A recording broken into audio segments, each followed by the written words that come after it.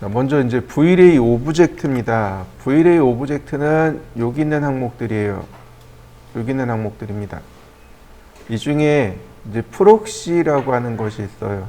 여기 프록시라고 하는 항목이 두 개가 있고, 그 다음에 퍼라고 하는 항목이 있습니다. 이 두 가지만 볼 겁니다. 자, 간단하게 사각형을 하나 그려보죠. 렉탱글 500, 500. 자, 화면 뒤집어졌으니까, 면 뒤집어졌으니까 면을 제가 이렇게 놓고요. 자, 트리플 클릭, 메이크 그룹. 이렇게 그룹으로 만들어야 오브젝트로 쓸 수 있습니다. 네. 그 다음에 간단하게 펄을 딱 눌렀습니다. 자, 렌더. 렌더링을 해야만 그 결과물을 알 수 있습니다. 렌더 옵션들이 조금 있으니까 건드려 볼까요? 자, 프로그레시브 끄고, 그 다음에 카메라 됐고, 인바이러먼트에서 GI 값 켜주고, 그 다음에 글로벌 일루미네이션에서 앰비언트 어클루전 체크해주고, 렌더.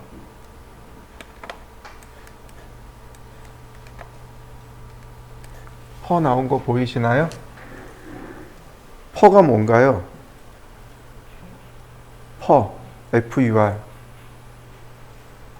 우리 겨울에 그 가죽 자켓 잘 입잖아요. 가죽 잠바 같은 거 입으면 여기 손에 이렇게 퍼가 쭉 달려있죠. 여기 목에. 퍼. 동물의 털을 퍼라고 합니다. 이해되시나요? 퍼라고 하죠. 여기 그 팔 소매 끝에 이렇게 털 달려있는 거 퍼라고 하죠. 네. 털입니다. 털. 동물의 털. 근데 이 펄을 이용하게 되면 이렇게 잔디 효과도 줄 수 있고요. 그 다음에 좀 펄의 길이를 조절하면 머리카락 있죠. 이런 효과도 줄 수 있어요. 이런 거 잘 이용하면 그 인형의 털 있잖아요. 인형의 털 같은 것도 표현할 수 있습니다. 그게 퍼예요. 자, 지금 보시면 이렇게 선 하나하나 다 렌더링을 해줍니다. 조금 각도를 기울여 보고, 자, 여기다가 잔디 이미지를 한번 넣어볼까요? 랜드스케이핑 잔디 이미지를 여기다 넣습니다. 자, 다시 한번 렌더링을 해보죠. 그러면 이렇게 잔디처럼 보이는 거 보이시죠? 자, 여러분들도 렌더링 한번 해보시죠. 자, 옵션을 보면요. 바로 여기 Vray 퍼가 여기 있습니다. 여기 오브젝트. 여기 에지셋 에디터에 보시면 여기 오브젝트에 Vray 퍼가 들어옵니다. 먼저 보시면은요. 이 값부터 보시면 돼요. 베이직 파라미터 많이 보지 마시고요. 여기 베이직 파라미터 정도만 볼 수 있으면 돼요. 랭슨입니다. 랭슨이 저 모피, 털의 길이 4mm, 티크니스, 저 털의 굵기 0.12mm, 그 다음 그레이비티가 뭐냐면 중력 값이에요. 만약에 중력이 없으면 이렇게 일자로 쓸 겁니다. 이렇게 똑바로 쓸 거예요. 근데 중력 값이 있으니까 얘가 이렇게 기울어지는 거죠. 털을 이 중력 값에 의해서 기울어지게 하는 거죠. 만약에 중력 값이 더 심하면 이 털이 더 많이 이렇게 구부러질 거예요.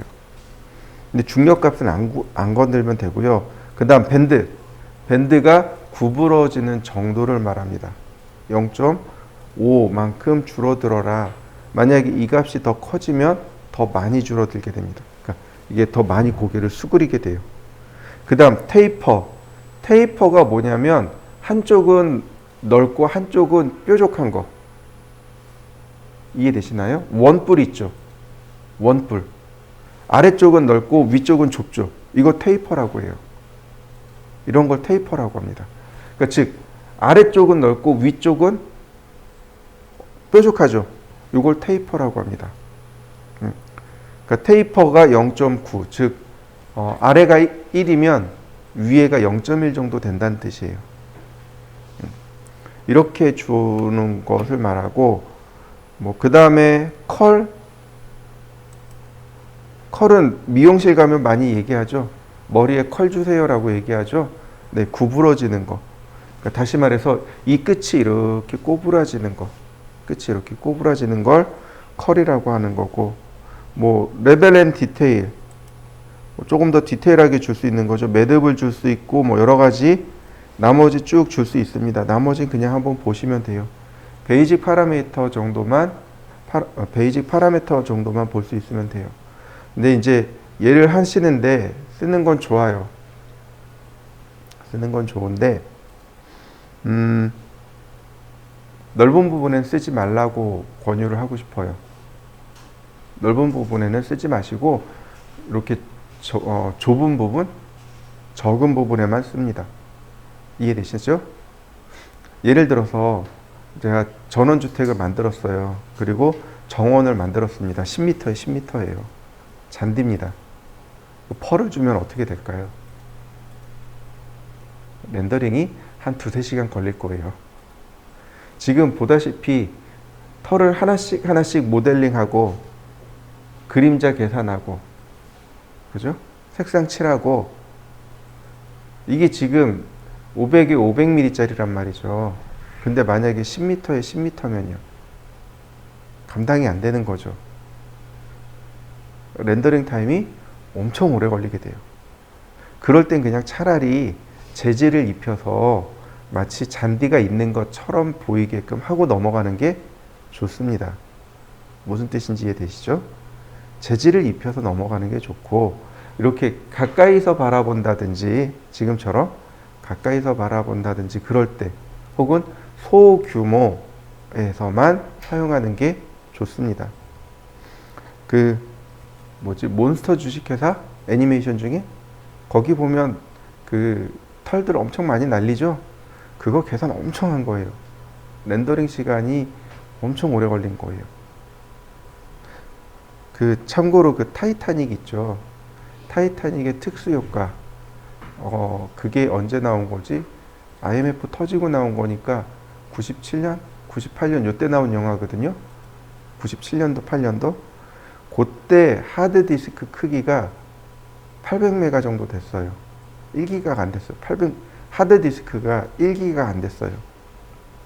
그 당시에 특수효과가 타이타닉에 쓰였던 특수효과가 2TB였어요. 2TB였고 그 당시 가장 좋은 컴퓨터로 렌더링만 30일 했다고 했어요. 엄청나게 돌아간 거죠. 그러니까 우리가 그렇게 작업할 거 아니면 그러니까 우리는 그렇게 작업 안 한단 말이죠. 그러니까 눈속임으로 넘어갈 수 있는 건 눈속임으로 넘어가고 사실감 있게 보여줄 것만 이렇게 딱 사실감 있게 보여주고 넘어가시면 돼요. 자, 다음 보시죠.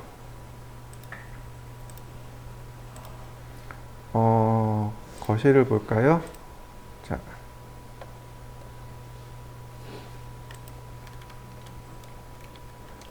자, 우리가 모델링을 하다 보니 얘네들 이런 것들이 제법 나온단 말이죠.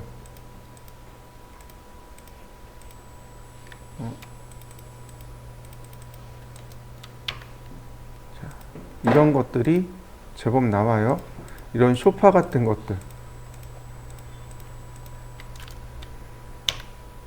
자, 제가 이렇게 그룹으로 만들어 놨습니다.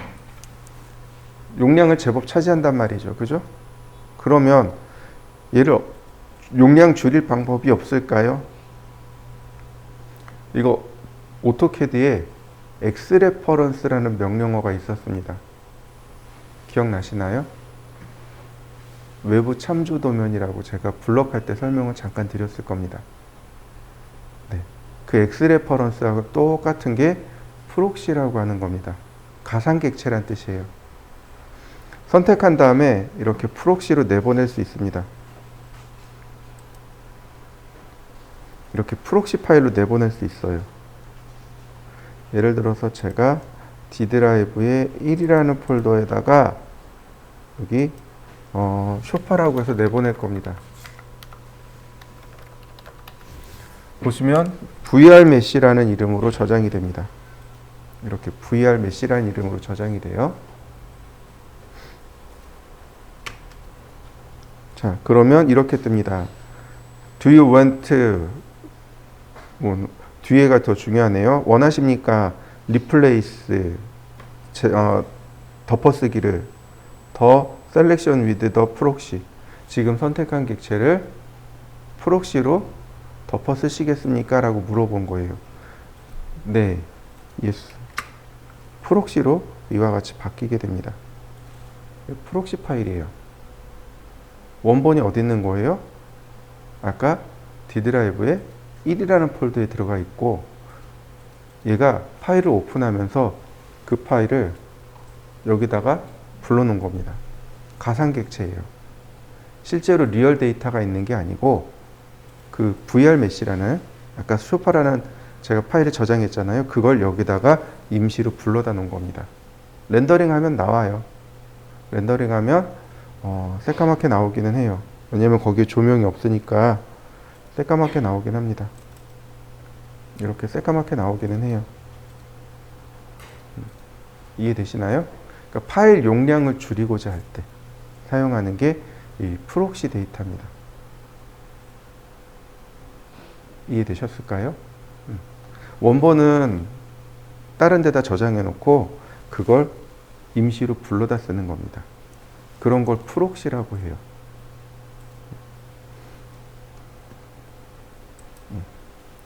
자, 한번 해보시죠. 이렇게 데이터를 내보내고 프록시로 내보내고, 그 다음 프록시 임포트가 이런 그 가상 데이터를 불러오는 걸 말합니다. 한번 해보시죠. 그 다음 이제 재질 넣는 거에 대해서 좀 알아보도록 하겠습니다. 가장 중요한 건 재질입니다. 자, 바로 여기 재질입니다. 일반적으로 우리가 이렇게 사물을 만들고 여기서 재질을 부여할 겁니다. 이렇게. 그러면 여기서 이렇게 부여한 재질이 다시 일로 이렇게 들어와요. 여기 재질 라이브러리 들어옵니다. 이런 식으로. 재질 라이브러리가 다 여기 들어와요. 그래서 일반적으로 그냥 바로 여기서 사용할 수 있습니다. 이해되시나요? 그냥 우리가 매트리얼에서 그냥 편하게 썼던 것들이 다 여기 매트리얼 라이브러리에 다 들어와요. 그래서 얼마든지 여기서 수정해서 사용할 수 있습니다. 밝기를 수정한다든지 뭐 이런 내용들은 얼마든지 여기서 할 수 있어요. 자, 여러분들도 한번 해보시죠. 저처럼 하나 만들어 가지고 그냥 이렇게 가볍게 재질을 넣어 보세요. 들어오나 안 들어오나만 체크하시면 됩니다. 자, 다시 한번 볼까요? 지금 재질을 이렇게 왼쪽 라인을 따라가면 중간에 이렇게 화살표가 있어서 매트리얼 라이브러리를 이렇게 온오프 할 수 있습니다. 여기가 라이브러리들이에요. 여기는 V-Ray 매트리얼이라고 보시면 돼요. 라이브러리는 도서관이라는 얘기죠. 그러니까 재질을 잔뜩 모아놓은 곳이라고 생각하시면 됩니다. 이거 파일로 저장할 수 있어요. 파일로 저장할 수도 있고, 그리고 저장된 파일에서 불러다 쓸 수도 있습니다. 물론 그렇게 쓰는 게 좀 경제적이긴 하지만은 모르겠어요. 안 쓰는 경우도 많아요. 자, 여기 있는 걸 불러다 쓰는 방법을 알려드리도록 하죠. 맨 위에 브릭이라고 있죠. 벽돌입니다. 눌러보시면 이 아래쪽에 라이브러리가 이렇게 나와요. 라이브러리들이 이렇게 나옵니다. 이거 드래그 앤 드랍으로 이렇게 가져옵니다. 드래그해서 이렇게 가져옵니다. 그러면 이쪽으로 이와 같이 들어오게 됩니다. 그리고 샘플링이 이렇게 보이게 돼요. 자, 한번 해보시죠. 두 번째로 해야 될 건 뭐냐면 이겁니다. 먼저 선택을 해줍니다. 선택을 해줘요. 이 객체가, 아니 이 재질이 들어가야 할 객체를 선택합니다. 그 다음 오른쪽 버튼을 눌러주세요. 이렇게 재질을 선택하고 오른쪽 버튼 누르면 두 번째 항목 어플리 적용하기 매트리얼 재질을 to selection 선택한 거예요. 선택한 객체의 재질 어플리하기 적용하기 이 두 번째 옵션입니다. 얘를 눌러주면 이와 같이 재질이 들어가게 됩니다. 바로 이 매티리얼 적용하는 방법입니다. 오른쪽 버튼 눌러서 두 번째 Apply to Material to Selection을 누르시면 바로 적용이 됩니다. 이해되셨나요? 네. 여기서 재질을 만들어서 부여해 주시면 돼요. 보시면 바로 여기 이 재질을 보시면 여기 점색이 있죠. 얘를 눌러 보시면 돼요. 제너릭 그러면 샘플링이 이렇게 나옵니다. 그 다음 패브릭 천 모양으로 바뀐 거 보이시죠? 그 다음 플로어 바닥입니다. 바닥에 깔았을 때 이런 모양으로 보인다는 얘기고, 그라운드 땅이죠. 그 다음 서브 서페이스 표면이죠. 면에 들어갈 때, 일반적인 면에 들어갈 때. 그 다음 월 벽에 들어갈 때. 그 다음에 월 클로저 벽 확대. 이렇게 볼 수 있습니다. 그러니까 다양한 샘플링으로 볼 수 있는 거예요.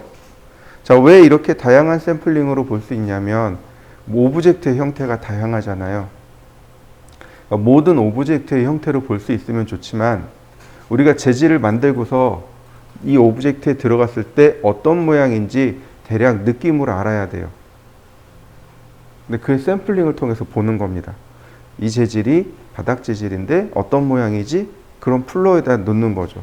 이 재질은 일반 그라운드 재질인데 뭐 지금처럼 조금 아까처럼 잔디인데 그럼 그라운드죠. 그라운드에 넣어보는 거죠. 이 재질은 뭐 일반 이렇게 뭐 곡선이 많은 제품인데 그러면 제너릭에 넣어보는 거고, 그래서 이 재질이 내가 만든 오브젝트에 적용되었을 때 어떤 모양인지 미리 확인하는 겁니다. 3D Max 같은 경우는 이 재질이 미리 보기가 3개밖에 없어요. 구, 실린더, 큐브 3개밖에 없어요. 구형으로, 그 다음에 실린더, 그 다음에 큐브, 그거밖에 없어요. 그러니까 재질 볼 때 조금 어렵죠.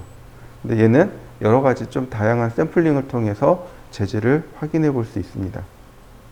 이건 그런 의도예요. 내가 만든 오브젝트에다가 재질을 부여할 때 어떻게 볼 것인가 미리 확인하는 기능입니다. 자, 밑으로 이렇게 쭉 내려가면 여기 첫 번째 항목이 재질 만들기, 그 다음 불러오기, 저장하기, 삭제하기, 퍼지, 소거하기, 없애기. 네. 이렇게 있습니다. 제가 이야기했었죠? 저장하고 불러올 수 있다고? 파일로 저장하고 불러올 수 있다라고 했습니다. 여기 세이브 오픈 있죠? 네, 요걸로 통해서 저장할 수 있고, 우리가 이제 주로 사용하는 건 바로 여기 new material 얘를 이용해서 주로 사용합니다. 자, new material을 누르게 되면 얘네들이 재질의 종류입니다. 재질의 종류들이에요. 제너릭이 일반적인 형태의 재질입니다. 우리가 제일 많이 사용해야 되는 재질이 바로 이 재질입니다. 그 다음에 에미시브라고 하는 재질이 있습니다. 좀 특이한 발음이죠. 이게 뭐냐면 자기 스스로 빛을 내는 재질. 뭐가 있을까요? 네? 네, 전구. 전구. 네온, 야광 이런 거 있죠?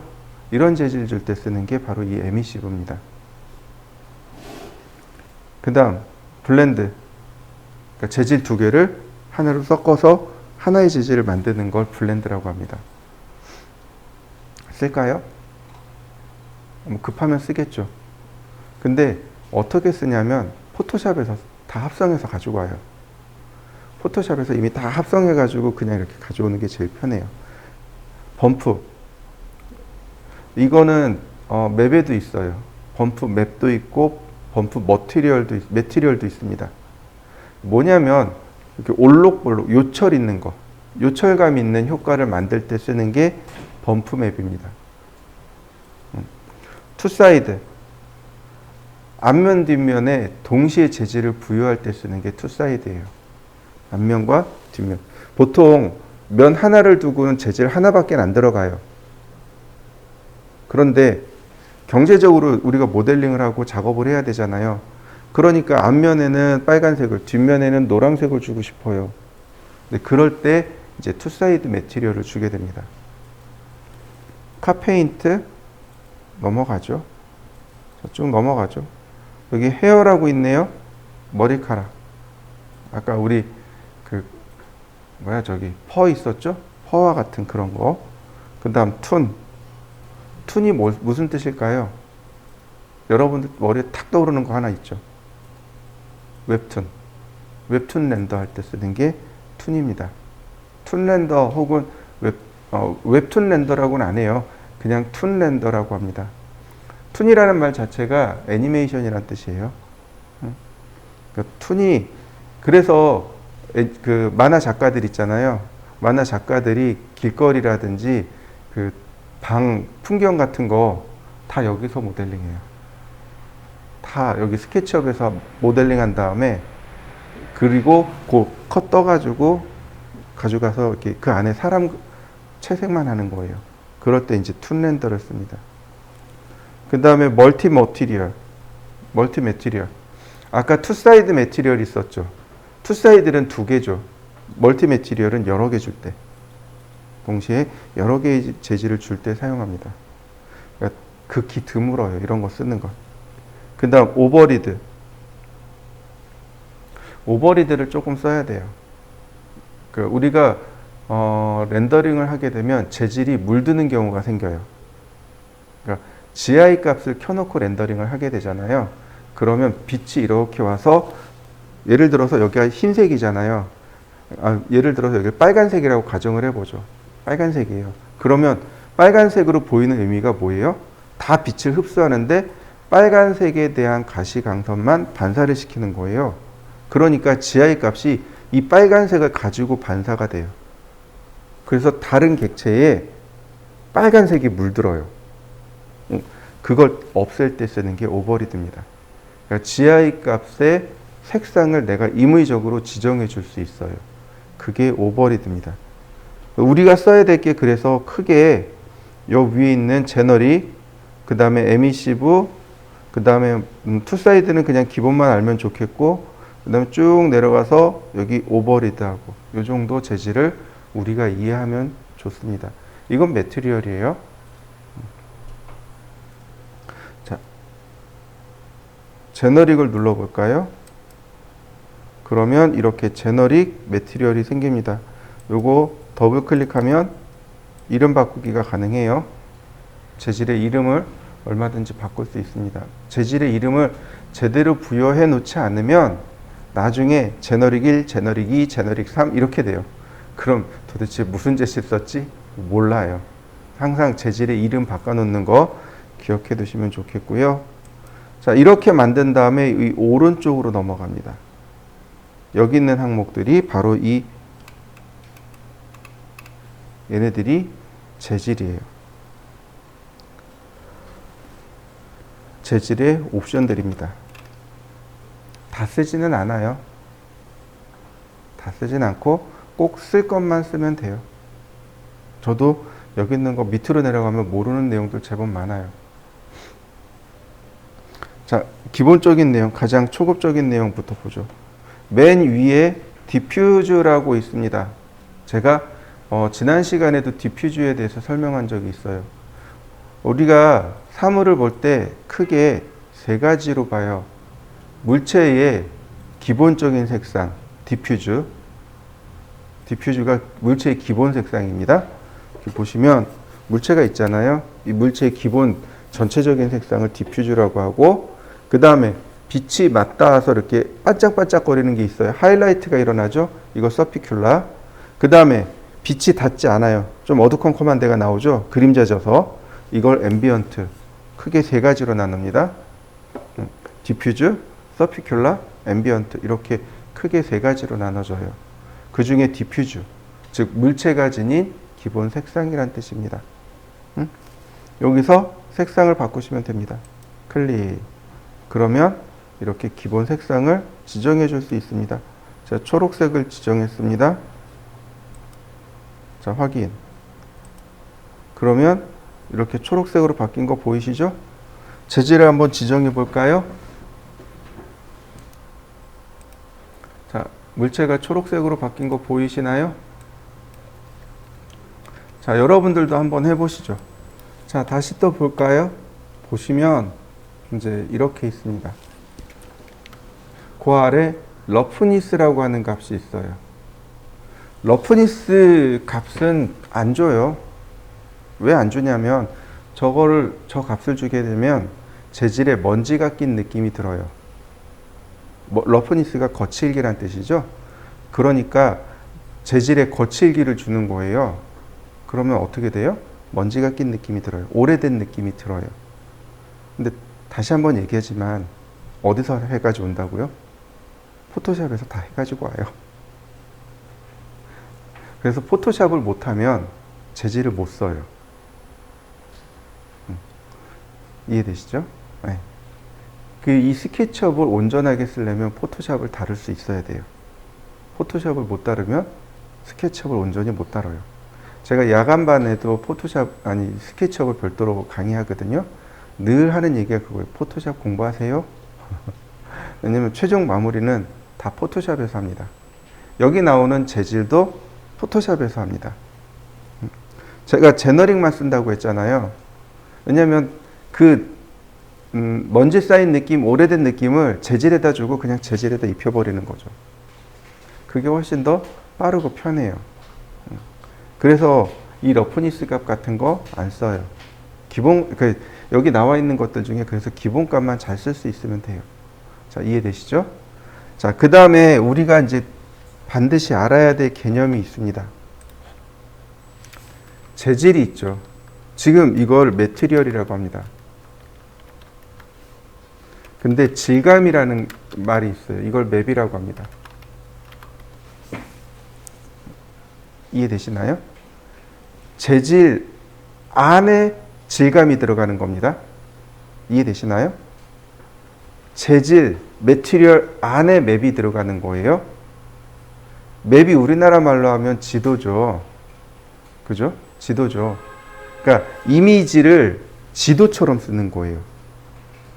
질감을 이미지로 만들어 놓고 그 이미지를 불러다가 사용하는 겁니다. 이걸 맵이라고 해요. 이해되셨나요? 원래 질감이라는 단어는 텍스처라는 단어로 사용합니다. 맞나? 텍스처라는 단어를 써요. 영어 단어에 보면은 텍스처라는 단어가 질감이란 뜻이에요. 그래서 이런 옷감 같은 거 할 때도 텍스처라는 말을 종종 써요. 근데 텍스처 혹은 맵 요 두 가지가 다 질감이란 뜻으로 받아들이시면 돼요. 텍스처는 뜻이 여러 가지가 있어요. 질감이란 뜻만 있는 건 아니에요. 근데 그 중에 이제 질감이란 뜻이 하나 있다는 얘기인 거죠. 네.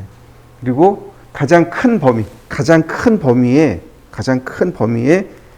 우리가 재질이라는 단어를 쓰는 거고 그 아래쪽에 질감, 맵이라는 단어가 있는 겁니다. 무슨 뜻인지 이해되시죠? 이게 나무 구조처럼 이렇게 돼 있어요. 뿌리 구조처럼 돼 있어요.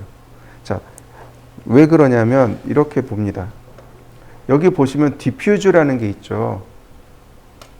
기본 색상이라 그랬어요. 근데 제가 색상을 주고 싶지는 않고 나무 질감을 주고 싶어요.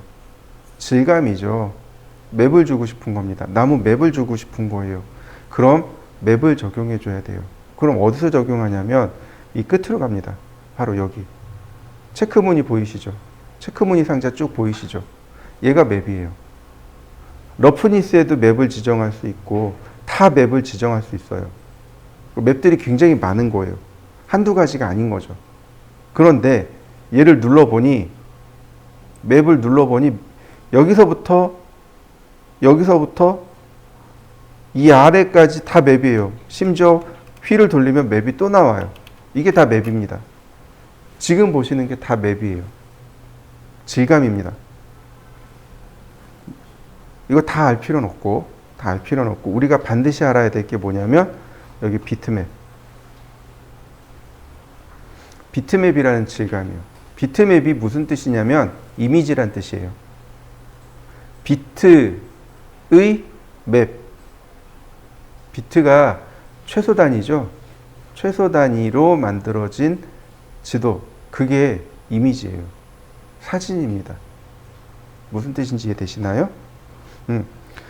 우리가 그래픽 프로그램을 말할 때 크게 두 가지로 이야기합니다. 이거 비트맵 방식이니 벡터 방식이니 이렇게 얘기해요. 비트맵 방식이니 벡터 방식이니 이렇게 이야기합니다. 비트맵 방식이 바로 일반적인 사진을 의미합니다. 우리가 말하는 사진, 지금 제가 얘기하는 이미지, 이게 비트맵 방식이에요. 그럼 벡터 방식은 뭐냐면 일러스트레이터가 벡터 방식이에요.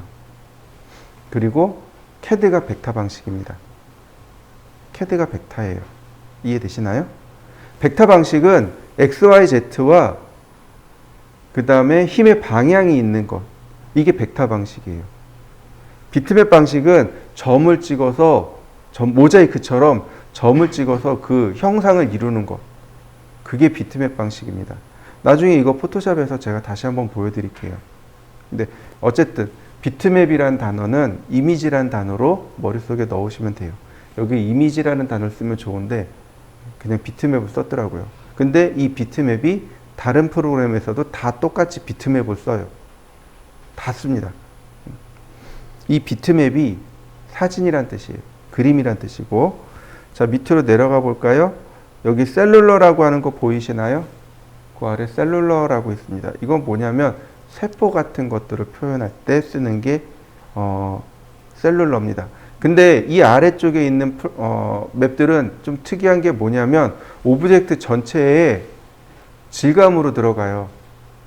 그래서 내가 단면을 이렇게 쓱 자르더라도 이 질감 효과가 다 똑같이 들어가서 보입니다. 조금 달라요. 그 다음에 체커도 종종 써요. 체크무늬 만들 때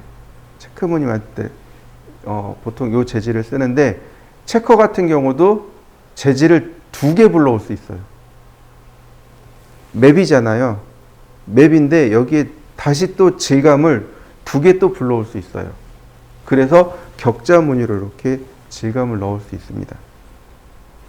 클로스, 옷감이죠.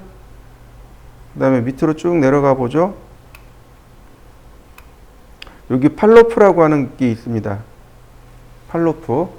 팔로프가 어디서 나왔었냐면 스포트라이트에서 팔로프가 나왔었어요. 점점 사라지는 방향. 즉 안쪽은 또렷하고 바깥쪽으로 이렇게 싹 사라지는 겁니다. 그런 재질이 팔로프 재질이에요. 어떤 게 있을까요? 팔로프 재질에 쓸만한 것들. 연기요. 여러분들 애니메이션, 애들 좋아하는 애니메이션 보면 이렇게 연기가 이렇게 뭉실뭉실 올라가요. 그러면 이렇게 구 있잖아요. 구 같은 걸 이렇게 올라가요. 안쪽은 또렷하고 바깥쪽은 투명하고. 그 다음에 눈 같은 재질 있죠? 눈, 비 이런 것들은 다 팔로프 재질을 씁니다. 애니메이션 할 게 아니니까 굳이 쓸만한 건 없고요. 그 다음에 여기 마블이라고 보이시네요. 마블, 대리석 재질 쓸 때, 대리석 질감을 만들 때 쓰는 게 마블이고, 그 다음에 뭐 노이즈, 락, 안반이죠. 락은 안반 재질을 만들 때. 여기 스카이 재질 보이시나요? 이 스카이가 백그라운드에 들어가요. 하늘 질감. 백그라운드에 하늘 효과를 만들 때 사용합니다. 그러니까 이 스카이 재질을 유추해서 보면 시간대별로 하늘 색상이 다 바뀌죠. 근데 여기 나와 있는 매티리얼들이 다 그래요. 스모그, 연기, 그 다음에 타일, 워터도 종종 써요. 어디 들어가냐면 수영장이요. 수영장에 물을 채워놓은 상태로 렌더링을 해야 되거든요. 근데 물질감 효과가 잘 안 나요. 그럴 때 이 워터 재질을 주게 되면 물질감 효과가 조금 납니다. 이해되시죠? 네. 여기까지 하고 잠깐 쉬었다 하죠. 그래서 여러 가지 재질 중에 우리가 써야 되는 건 바로 이 비트맵입니다. 비트맵을 선택하시면 이렇게 이미지를 선택하라고 메시지가 떠요. 이미지들을 선택해 주세요 라고 뜹니다. 그래서 내가 이미지를 이렇게 선택하면 돼요. 열기. 그러면 이렇게 이미지가 들어옵니다. 보시면 파일의 경로가 이렇게 나와요. 파일의 경로가 나오고 필터 타입이라고 나옵니다. 필터가 뭐냐면 여기서 말하는 필터는 안티알래싱을 말합니다. 이것도 이제 포토샵 용어 중에 하나인데 경계를 부드럽게 하는 걸 안티알래싱이라고 해요. 안티알리아싱이라고 하는데 그 안티알리아싱을 계산하는 방법이 몇 가지가 있어요. 여기 보시면 민맵도 있고 썸드 에어리아도 있고 몇 가지가 쭉 나옵니다. 나중에 또 나올 거예요. 이 계산하는 방식에 따라서 조금씩 미묘하게 차이가 날 겁니다. 이건 그냥 무시하셔도 좋아요. 그 다음 우리가 이제 신경 써야 되는 건 바로 이 필터 블루어 값입니다. 이 블루어라는 단어가 뿌옇게 흐리다라는 뜻입니다. 그러니까 지금 0.15니까 얘가 이렇게 또렷하게 나오는 겁니다. 근데 이 값을 제가 올려보죠. 하고 올렸습니다. 이렇게 이미지가 뿌옇게 흐려지는 거 보이시나요? 다시 한번 볼까요? 내려보죠. 또렷해진 거 보이시나요? 요걸 신경 쓰셔야 돼요. 다른 건 신경 쓸 건 없는데 이 필터 블루어 값을 조금 신경 쓰셔야 됩니다. 간혹 우리가 렌더링을 하고 나면 좀 이렇게 뿌옇게 흐려져서 보이는 경우가 종종 있어요. 그럴 때 이 필터 블루어 값을 조절해 주시면 됩니다. 그 외 나머지는 전부 다 포토샵에서 작업하는 거예요. 여기 보시면 인버트 텍스처, 인버트 알파라고 있습니다. 인버트가 뭐냐면 반전이란 뜻이에요. 색상 반전을 인버트라고 합니다. 텍스처 아까 얘기했었죠. 질감이라고. 보세요. 여기 있는 이 이미지를 반전시키는 겁니다. 이렇게요. 반전된 거 보이시나요? 잘 모르겠어요. 다른 이미지로 바꿔보죠.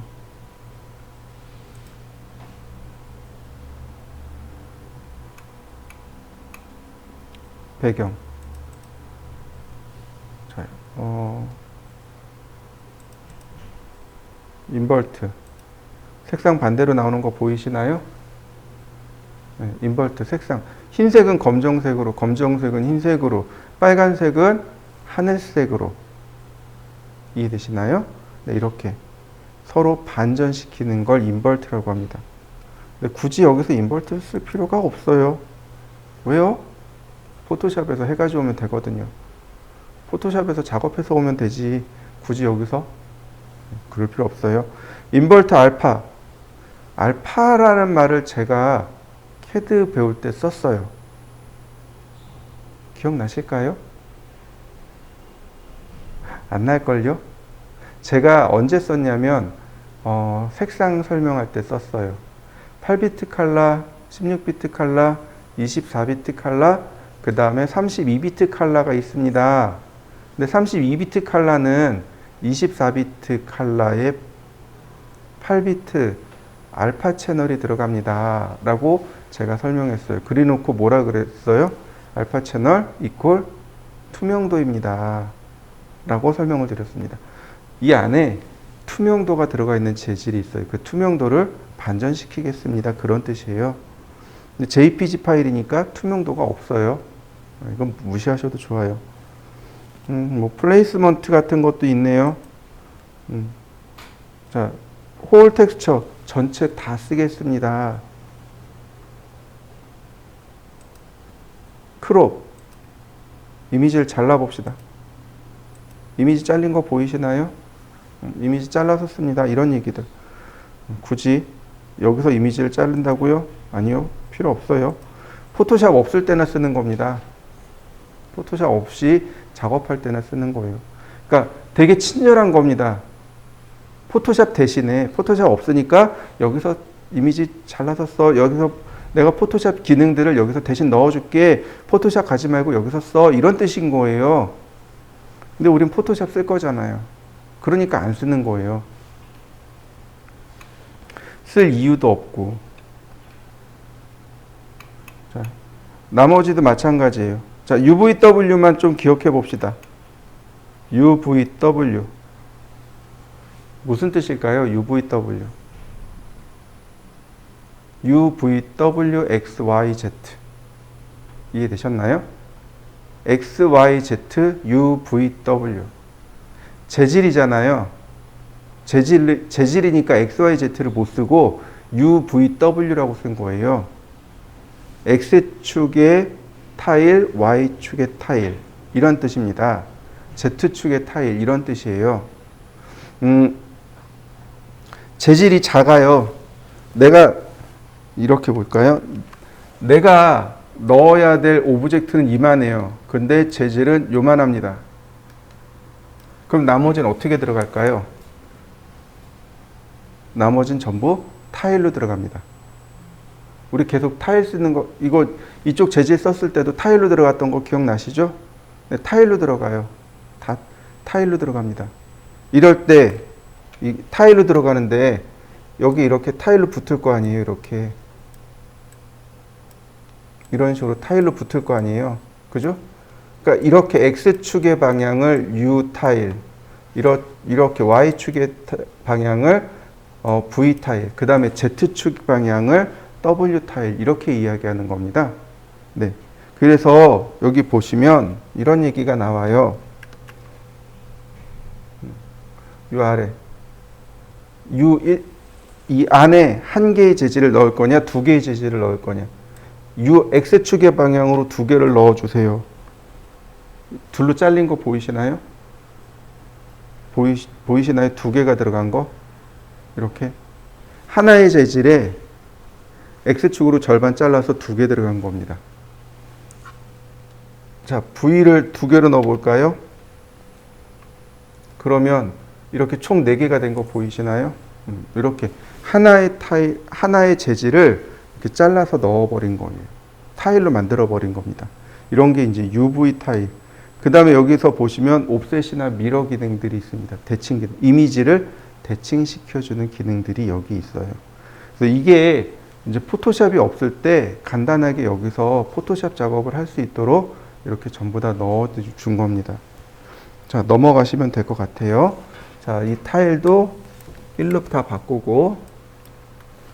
자, 그 다음에 여기 맨 아래 백 버튼이 있습니다. 백 버튼 누르면 이렇게 들어온 거죠. 그리고 여기 이렇게 타일로 쭉 들어옵니다.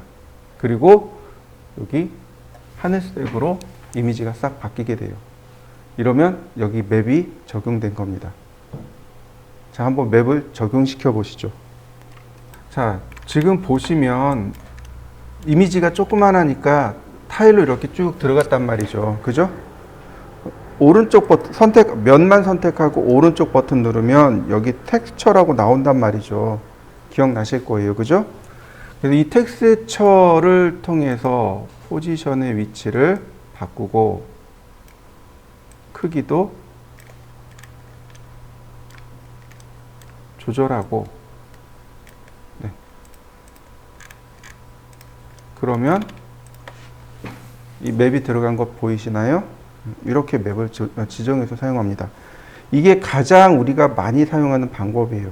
가장 여러분들이 많이 써야 되는 거고, 그리고 우리가 가장 많이 사용하는 건 바로 이렇게 텍스처를 이용해서, 비트맵을 이용한, 그리고 디퓨즈를 이용해서 질감 효과를 내는 것, 이게 우리가 제일 많이 사용하는 재질 주는 방법입니다.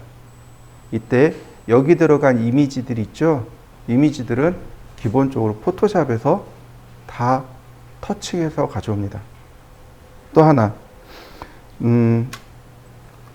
기본 재질이 없잖아요. 공유 폴더로 들어와 보시죠.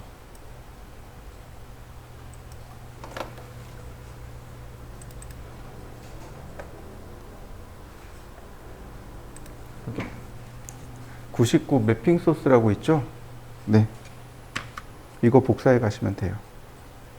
첫 번째가 일반적인 재질 이미지만 쭉 모아놓은 겁니다. 이렇게. 첫 번째가 바로 재질만 모아놓은 거예요. 두 번째가 V-ray 매티리얼입니다. 얘가 두 번째 V-ray 매티리얼들이에요. 스케치업에서 사용할 수 있는 V-ray 매티리얼입니다. 여기 있는 거 그냥 갖다 쓰시면 돼요. 제가 재질을 파일로 저장할 수 있습니다. 불러서 쓸 수 있습니다. 그랬죠? 바로 이렇게요. 예를 들어서 그라운드면 여기 그라운드 재질들이 이만큼 있다는 얘기죠. 이거 다 그라운드 재질인 거죠. 이미지들. 이거 갖다 쓰는 겁니다. 우리가 만들어서 쓰는 것도 있지만은 혹은 그때 재질을 필요한 거 그때그때 갖다 쓰는 것도 있겠지만은 그렇지 않으면 기본적으로 여기다 다 이렇게 라이브러리를 만들어 두셔야 돼요. 이건 이제 제가 샘플로 만들어 둔 것들이고 여러분들이 이제 일하면서 여기다 계속 추가해 넣는 거예요. 마천석, 포천석, 그 다음에 뭐 정선석 이런 것들, 대리석들 다 추가해 넣고 그 다음에 이제 나머지 나무들도 또 종류별로 좀 추가해 놓고 그렇게 쓰는 거죠. 복사해 가세요. 여기에 우리가 많이 제가 쓰던 것 중에 또 저기가 있었죠. 저기 캐드 소스 있었죠. 캐드 소스도 복사해 가시고. 그래야 나중에 여러분들이 실무에서 일할 때 편하죠. 라이브러리 하나 없이 일하려고 그러면 얼마나 힘든데요. 그러니까 다 복사해 가세요. 이건 제가 드리는 거는 인터넷에서 저도 열심히 퍼온 것들이고 그리고 다 모아놓은 것들이니까 그냥 편하게 가져가시면 됩니다. 여기 있는 거 기본 재질들이니까 이거 기본 재질 여기 있는 거 쓰시면 돼요. 네, 저도 그래서 이렇게 가져온 것들입니다. 이해되셨나요? 디퓨즈 맵을 사용하는 방법입니다. 자, 그 다음에 리플렉션이라고 하는 값이 있습니다. 여기 리플렉션. 자, 제가 얘를 지우고 자, 바닥을 하나 만들고 바닥에다가 무슨 자, 체크 무늬를 한번 넣어 보죠. 자, 여기 기존에 있는 재질을 바꿀 때 쓰는 방법입니다. 여기 비트맵이죠. 여기 목록 보이시나요? 얘를 누르면 이렇게 목록을 바꿀 수 있습니다. 제가 쓰는 건 체커예요. 이렇게 흰색, 검정색 기본이고 여기에 맵을 다시 불러다 쓸 수 있습니다. 자, 백 선택하고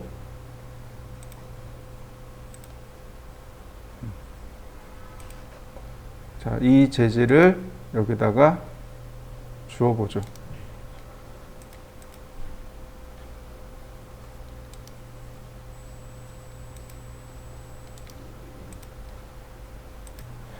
메모리가 부족하면 이렇게 조금 느릴 수 있어요.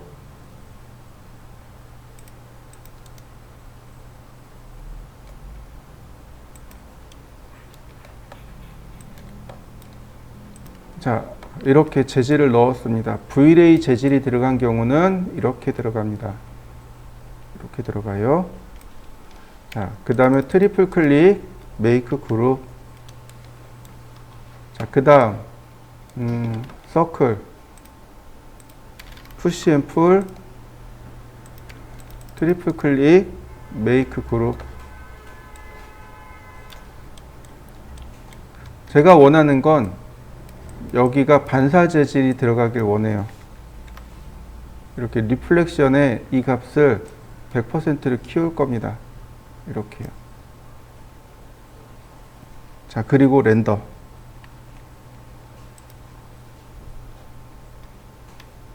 여기 반사되는 거 보이시나요? 재질 반사된 거 보이시나요? 거울처럼 재질을 반사시키는 것, 그게 리플렉션입니다.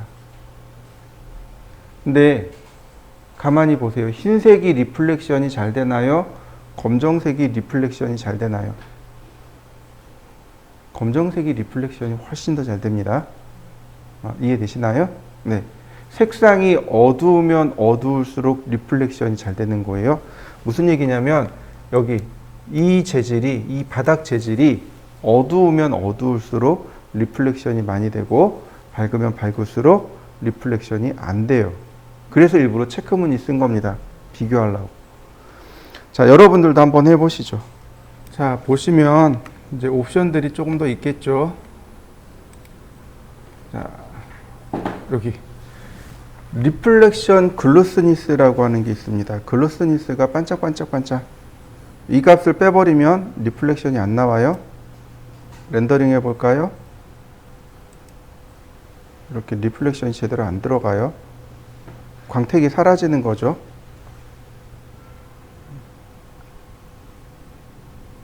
그래서 리플렉션 글로스니스는 항상 최대치를 주셔야 됩니다. 이렇게 리플렉션이 싹 사라져요. 광택 주셔야 됩니다. 이거 주시고 작업을 렌더링을 하시면 이렇게 광택 들어간 것처럼 보이시고 렌더링도 들어갑니다. 그 다음에 유즈 프레넬 렌더링을 하겠느냐라는 뜻입니다. 프레넬 IOR 값을 쓸까요? 라고 쭉 물어보는 겁니다. 프레넬이라는 단어가 되게 어려운 단어인데 사실은 사람 이름이에요. 프레넬이라는 사람 이름이고 이렇게 보시면 좋아요. 물이 있어요. 그런데 이 물을 이렇게 비스듬하게 보면 아주 이렇게 각을 이렇게 보는 각도를 얇게 해서 이렇게 보면은 여기 다 반사가 돼요. 그런데 이렇게 위로 올려서 이렇게 보면 어떻게 돼요? 물이 그냥 투과가 돼요. 맞나요? 여러분들 호숫가에 가서 보시면 알아요. 호숫가에 가서 근처에 있는 거 있잖아요. 내가 내려다 보니까 어떻게 돼요? 호수 바닥이 보이죠. 근데 멀리 있는 거는 호수하고 내가 바라보는 각도가 얕으니까, 이 각도가 얕으니까 어떻게 돼요? 반사가 돼 버립니다. 이걸 프레넬이라고 해요. 이거 계산해 줄까요? 라는 뜻입니다. 그래서 가까이 있는 것은 투명한 재질에, 가까이 있는 것은 그냥 투과시키고 멀리 있는 것은 반사시켜 줄까요? 이런 뜻이에요. 그리고 그 앞에 IOR 값이 그 개수입니다. 이 각도라는 뜻으로 받아들이시면 돼요. 그래서 이 값이 높으면 이제 정반사가 더 많이 일어나는 거죠. 그런 뜻으로 받아들이시면 돼요. 그래서 굳이 프레넬 값도 안 건드려요. 그 다음에 맥시멈 뎁스가 있고 엑시트 칼라가 있고요. 이거는 단순해요. 거울하고 거울을 이렇게 양쪽으로 세워놓고 사람이 들어가면 어떻게 되나요? 무한 반사가 일어나죠. 그죠? 거울하고 거울 사이에 있으면. 네. 얘도 똑같이 무한 반사가 일어날 수 있어요. 근데 무한 반사가 일어나면 끝없이 계산해야 되잖아요. 렌더링 타임 한없이 걸리는 거죠. 그러니까 그걸 막기 위해서 리밋을 걸어 놓은 겁니다. 맥시멈 뎁스 최대 5번까지만 반사시켜 주어라. 그리고 6번째는 엑시트 칼라, 깜장색으로 칠해버리고 그만해라. 이런 뜻이에요. 별로 의미는 없죠. 자, 그 다음에 그 아래 리플렉션. 얘도 리플렉션이에요. 자, 보세요. RE, FLE, RE, FRA. 스펠링은 둘 다 비슷해요. 리플렉션, 리프렉션 비슷합니다. 그런데 리플렉션은 반사란 뜻이에요. 여기 나와 있는 리프렉션은 굴절이란 뜻입니다. 굴절이란 뜻이에요. 투명한 물체가 어떻게 돼요? 투명한 물체는 사물을 굴절시켜서 왜곡시켜서 보여주죠. 네, 바로 그 값입니다. 이 리플렉션 값은 저 원기둥에다가 넣어보도록 하죠. 자, 재질을 하나 만들고 그 다음에 다른 건 다 괜찮으니까 리플렉션 값만 주고 자, 얘를 적용해 보도록 하겠습니다. 이렇게요. 그리고 이 상태에서 렌더.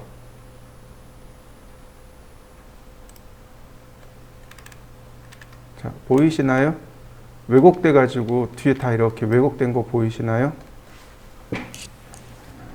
왜곡된 거 보이시나요? 물체를 투과해서 뒤에 부분이 전부 다 왜곡된 겁니다. 이게 리플렉션. 한번 해보시죠. 자, 보시죠. 보시면 리플렉션이 있고 그 다음 포그 칼라 안개죠. 속 안이 얼마나 투명하냐 깨끗하냐 뭐 이 얘기고요. 자, IOR 값이 나옵니다. 이 IOR 개수를 조금 지켜보셔야 돼요. 이 IOR 개수가 뭐냐면 굴절 개수입니다. 그래서 1.6이 물의 굴절율이라고 합니다. 1.6이 물의 굴절율이고 1.8이 유리의 굴절율이라고 합니다. 그래서 내가 사용하는 재질이 물이냐 혹은 유리냐 이거에 따라서 굴절율을 바꿔주시면 됩니다.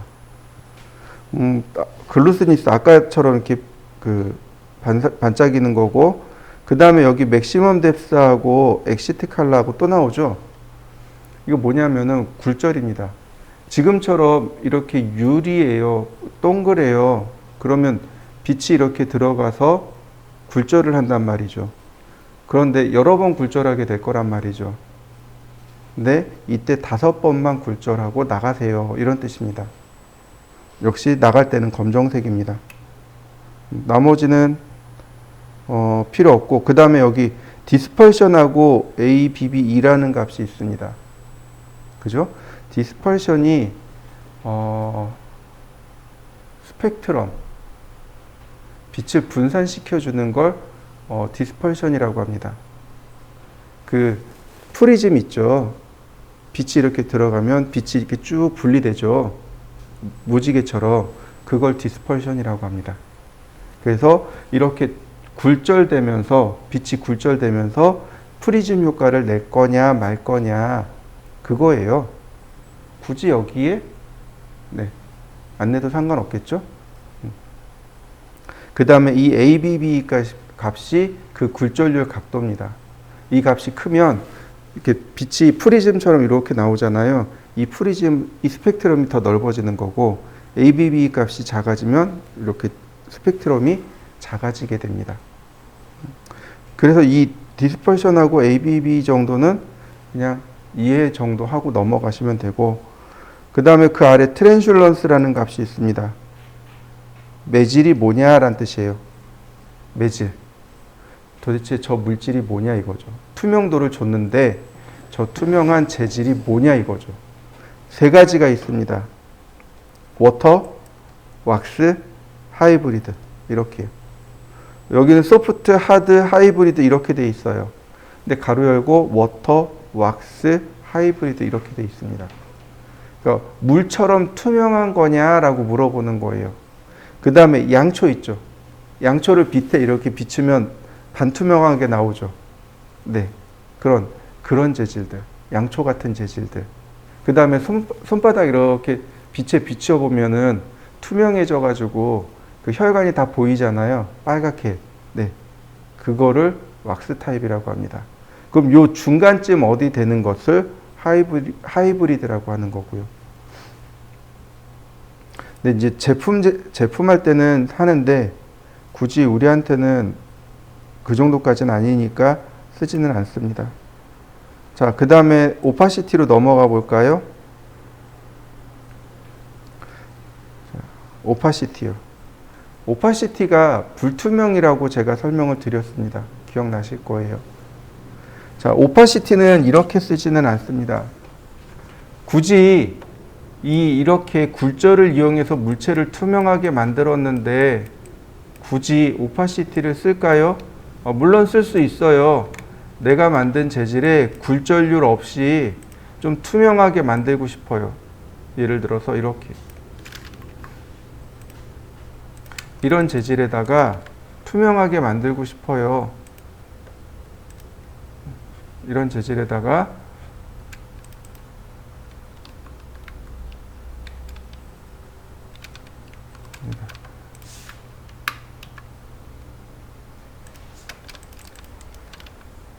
이런 재질에다가 좀 투명하게 만들고 싶어요. 이럴 때 이제 그냥 오파시티 값만 이렇게 낮춰주면 조금만 낮춰주면 돼요. 그러면 이렇게 투명한 재질이 들어갑니다.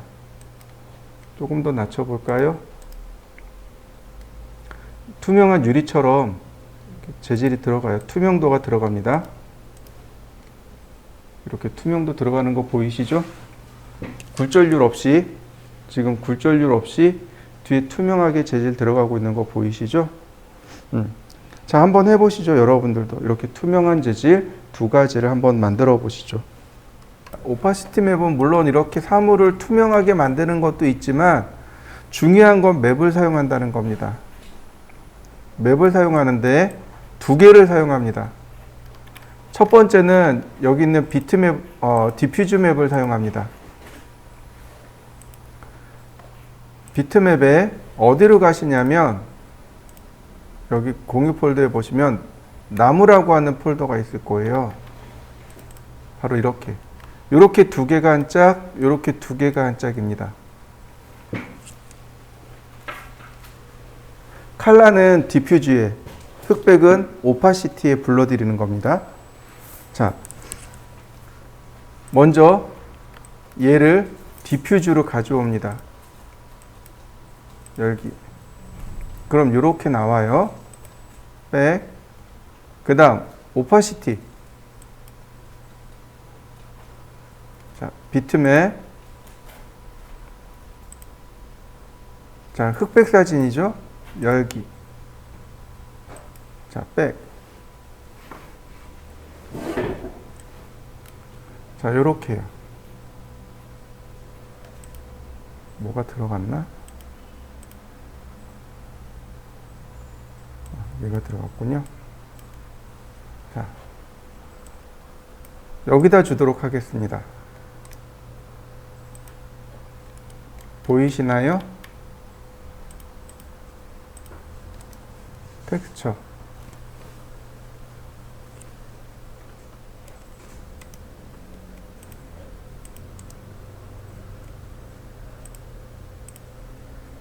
포지션 지정해주고, 자, 나머지는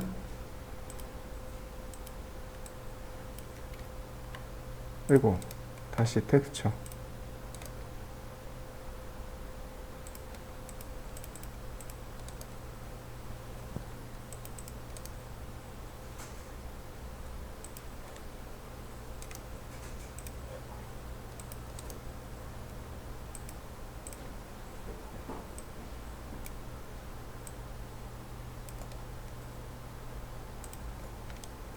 나머지는 이렇게 모서리를 선택해서 높이를 맞추면 되겠죠.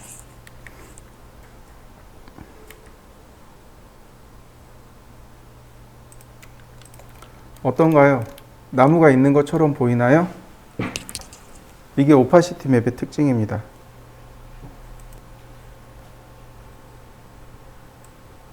자, 나무가 있는 것처럼 보이죠? 그 뒤에 그림자도 생성된 거 보이시나요? 오파시티 맵은 이겁니다. 불러들인 이미지에 명도만 사용합니다. 밝고 어두운 것만 써요. 그래서 명도가 낮은 검정색은 물체를 투명하게 만들고, 명도가 높은 흰색은 물체를 불투명하게 만듭니다. 이게 오파시티 맵이에요. 이해되셨나요? 근데 PNG 파일 있죠. PNG 파일을 쓰면 디퓨즈 맵에만 줘도 이런 효과가 나옵니다. 자, 한번 해보시죠. 여기까지 하면 돼요. 오파시티 맵을 사용하는 이유는 이거예요. 나무를 우리가 직접 여기다 모델링 할 수는 없잖아요. 그죠? 나무를 심어서 놔야 되는데, 혹은 사람을 놔야 되는데, 혹은 자동차를 놔야 되는데, 어떻게 할 수가 없잖아요. 모델링하기 너무 오래 걸리고 용량도 너무 많이 차지하고. 그러니까 맵을 심는 겁니다. 이렇게 많이 사용하는 기법 중에 하나예요. 디퓨즈 맵 다음으로 많이 사용하는 게 바로 이 오파시티 맵입니다. 그래서 이렇게 해서 나무를 심어 놓게 되면 어떻게 돼요? 네, 이 자리에 나무가 있는 것처럼 보이는 거죠. 이해되셨나요? 반드시 요건 해보셔야 됩니다. 자, 한번 해보시죠.